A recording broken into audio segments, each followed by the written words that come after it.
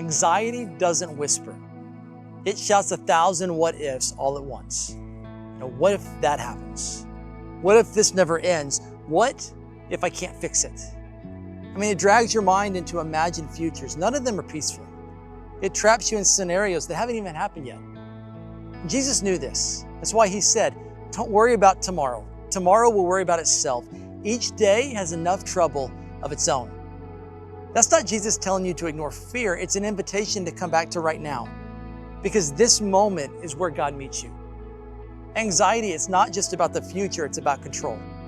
You see, it tricks us into thinking that worrying is productive, that if we stop obsessing, something bad might happen. And so we just keep spinning the mental wheels, replaying every possibility, rehearsing every potential outcome. But nothing changes, except our peace disappears. I remember speaking at a camp just recently, and a student came up to me and asked a question I still haven't forgotten. She said, how do you experience God's presence when your mind won't stop racing? And my heart went out to her because I feel that. I felt it, I continue to feel it. I know what it's like to have your own thoughts attack you, to feel like no matter how hard you try not to worry, your brain just won't shut off. But here's something that's helped me more than I ever expected, and I kind of came across it accidentally. You see, sometimes the kindest thing you can do for your anxious mind is to just get out of your own head. And I learned this during one of my hardest seasons of anxiety and depression. Out of nowhere, I was asked to fill in for my son's soccer team as a coach. And I had no desire to do this. I felt terrible, but I said yes out of obligation. And something unexpected happened. See, as the game started, my focus shifted. It had to. I was pulled into the moment. And my mind, it got a break. And the rest of the day, even after the game, I felt so much lighter.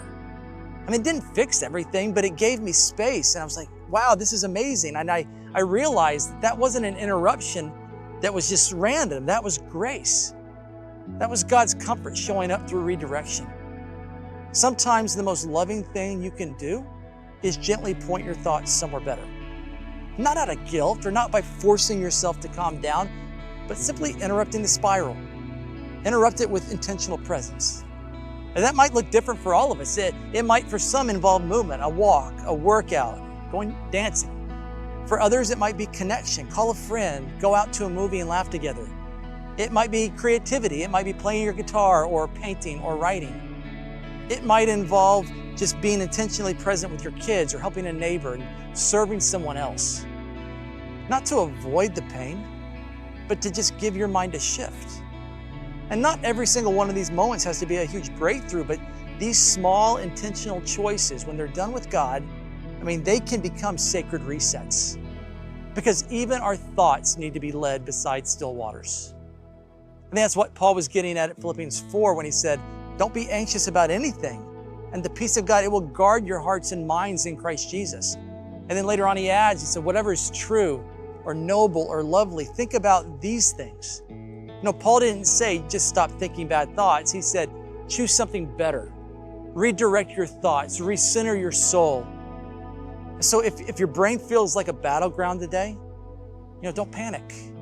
Don't hide. You just try one thing. Take one step. Let it interrupt the spiral and let God meet you there.